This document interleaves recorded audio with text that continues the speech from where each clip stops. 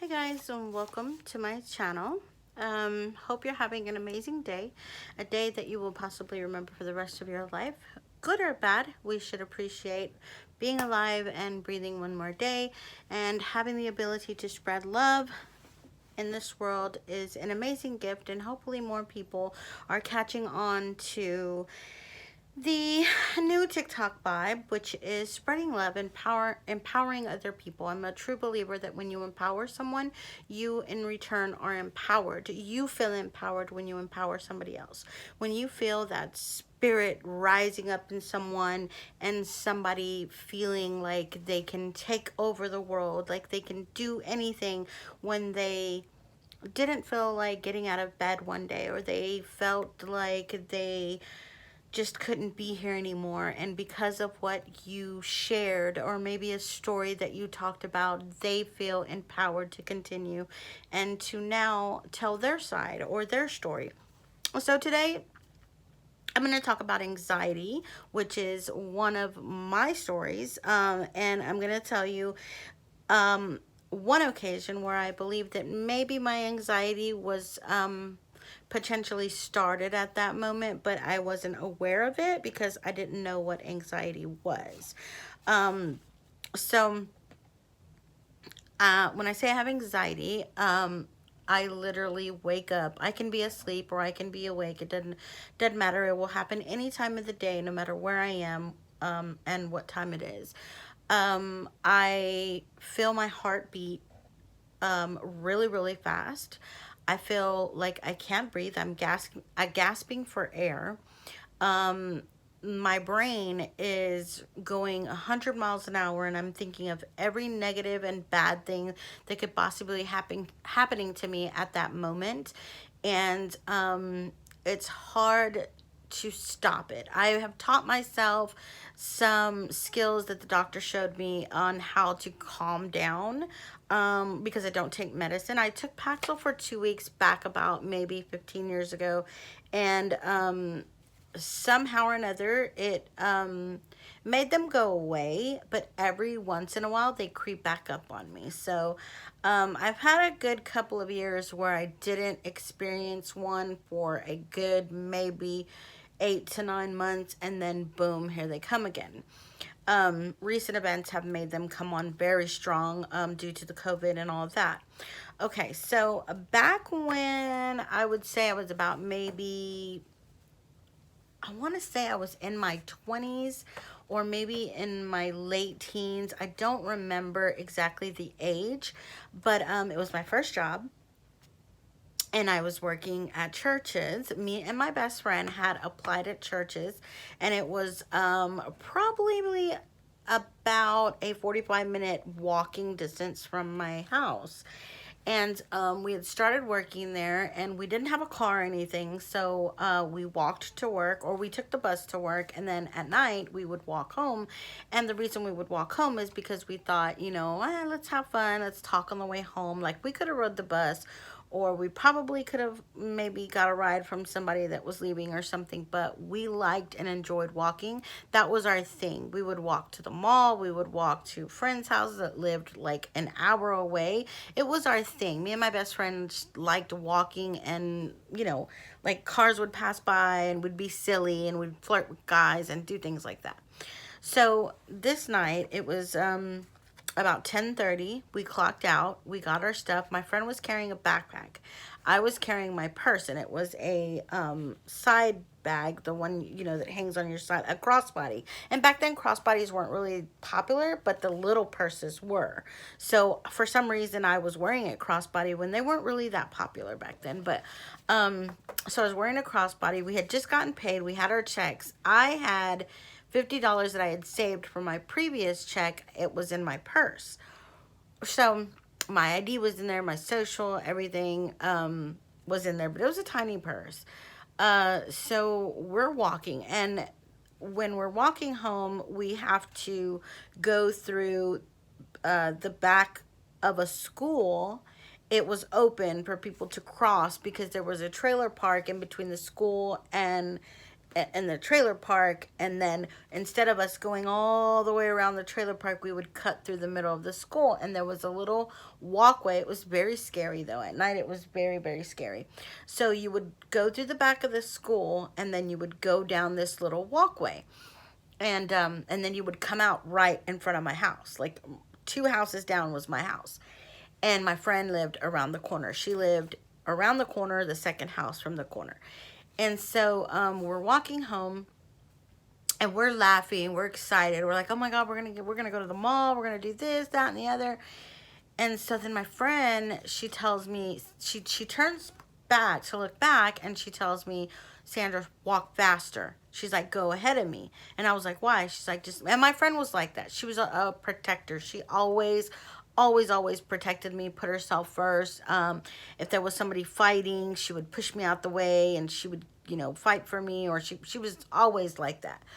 And so she says, Sandra, go ahead of me. Go walk faster. And so I started walking faster, and I was like, wait, what are you doing? And she's like, there's guys running towards us. And she's like, I don't know what they want, but just go. And so then I started walking, and I hear the guy come up to my friend, and he's like, hey, he's like, what time is it? And I hear her say, she looks at her watch, and then she says, it's 10:30. And she's like, but why do you want to know what time it is? You have a watch. And he's like, oh shit, it's not working. I just wear it, because I want to show off or whatever, yada yada. And so then his friend comes up to me, and he's like, hey girl, what's up? Can I get your number? And then I was like, no. I was like, I don't even know you. And I was a real, like, snooty person. Like, people would call me stuck up. Like, I wasn't easy to talk to when I was younger. I was like, I didn't talk to a lot of guys. I was like very reserved, kept to myself. And so I remember telling him, no, I don't even fucking know you. Why would I give you my number? And then he's like, I'm gonna need your purse. And then I said, huh? I was like, you're stupid. I was like that. I was real, like, loudmouth, didn't give a fuck or whatever. And when he said that, I turn, and I see my friend struggling with the guy, and she's fighting with him, pulling her duffel bag. She had, like, a not a backpack, but a duffel bag, like one you would carry to the gym or whatever. And so she was fighting with him, and she was jerking the bag, and he was jerking it back and forth. And they struggled for a good while. And when I turned and I was like, oh my God, he was like, give me your purse, give me your purse. So he was pulling my purse. I was pulling my purse back from him. And back then, it wasn't like it is now. Now, if somebody does that, you immediately are like, here, take the shit. My life means more to me than this. Just take it, take it. You know what I mean? But back then, it wasn't like that. Back then, it was like, people fought for their stuff. People didn't, people weren't shot that easily. We were strong, and we thought, oh, we can handle this. You know what I mean? So he's pulling my purse, and I'm pulling it back, and I can feel myself jerking because he's strong, and he's jerking on my purse. And the next thing I know, he pulls out a gun, and he puts it to my face, and he's like, bitch, I said, give me your purse. I'm not going to tell you one more time. And that's when I went. I was in total shock, and I just kind of like dropped the purse. And then I remember he took the purse, and he took off running, and his friend took off running, and his friend finally snatched the bag away from my friend. So then we walked the rest of the way home. We were shaking. We were like, my friend was like, she was okay. She was calm. She was cool. I didn't know how she stayed so calm and cool. I was freaking out. I was crying. I said, let's call the cops. And they didn't want to call the cops. She was like, no. She's like, we didn't really have anything. What are they going to do? They're not going to do anything. And the whole night I just remember repeating the same thing over. But they were Mexican. Why did they do that to us? They were Mexican. They were our own people. That's all I remember saying the whole damn night. And my friend's like, just shut up already. Just shut up already. You're getting on my nerves. And I was like, but why would people do that? They're our own race. Why would they do that to us? Like, I don't understand it. I was so, like, naive, and like, I don't know. I grew up in Northside, which was predominantly like Mexican and African American.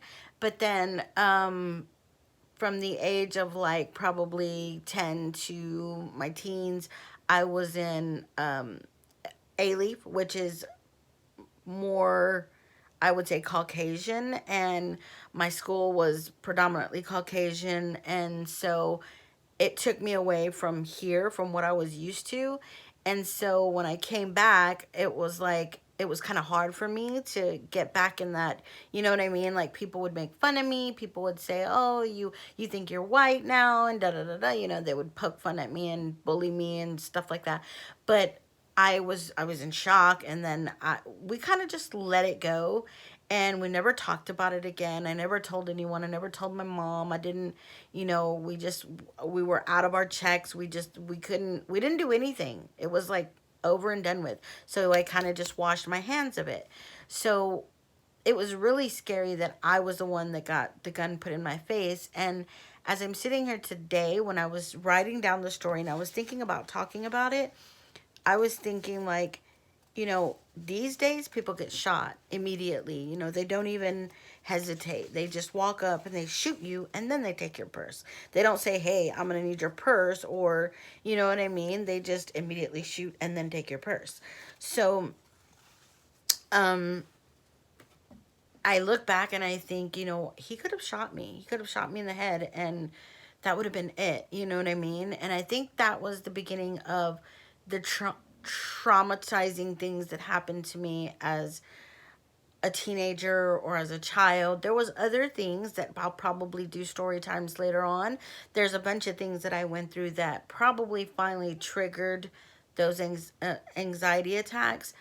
But if anybody's going through that or experiencing any anxiety attacks, it's it's very easy to let your mind wander and go, and then you end up in the hospital because you think, "I'm dying. This is it. My heart's going to explode. It's going to stop. I'm dying." You have to slow down. You have to grasp onto reality, because when you're having an anxiety attack, you don't know if you're dying. You don't know if you're not breathing. You don't know if you don't even know if you're alive. You're like, "Am I alive?" Especially when you wake up in the middle of the night and your heart's beating so fast, oxygen doesn't get to your brain as it would when your heart's beating normally. So you start to panic, hallucinate. You start to, like, when you're breathing too fast, it's hard to explain, but you have to grasp it, that this is reality. I need to calm down. What I do is I place my back against the wall, and I'll feel the coldness of the wall. I'll start to count backwards from 100 down to 1, and I lower myself slowly, bending my knees, and I'm talking. And then if that still doesn't work, I call someone immediately. I pick up the phone and I call someone. And my friends know. So I just say, "Talk to me." And they know she's having an anxiety attack. Let me talk to her. Distract her mind. And they'll say something stupid. I will laugh, and then it's gone. And I've learned little bitty things that have made me able to work through my anxiety attacks. Some people have them probably super strong and they need medicine, or like I did at first, and because there was nothing that would make them go away. But practice different things that will help you. Practice putting your hands into maybe some ice water. Practice putting something maybe sour on your lips, maybe a lemon, maybe some sugar, something, anything that will give you the shock of, you know, that moment. You'll feel it, and then it'll be like a distraction, and it'll make you calm down. So there's a lot of things, and do your research. Of course, I'm not a doctor. I'm just giving you my own personal opinions and things that I do to help myself at those times. So yeah, so I'll be back with more story times. I will let you know when I'm gonna have a video. For those of you who don't know me, my name is Sandra. My nickname is Bo Diddley. I am trying to find a good, cute name for my channel. If anybody has any suggestions, comment down below. And while you're here, because you're already here and you're listening to me babble, go ahead and subscribe to the channel. Hit the notification button, turn them on so you don't miss any of my videos. I do this for fun. I have a day job. I love YouTube. I love TikTok. I have a bunch of videos on TikTok. I'm a mess all over the place. So yeah, I do. Like, I love watching all the drama channels. I love watching all the makeup channels. I have a group on Facebook, a makeup group. I have I'm sorry, a wholesale page on Facebook, and it's out there. I try to get to it every single day. It's hard when you have a full-time job and you're still trying to spread a message, which is love, compassion, the freedom of kindness. It's free. It is free, guys. What does it cost you to spread a little love and a little kindness? So, with that being said, guys, I'm going to go. I love you. Peace, love, and prosperity. Spread it around. And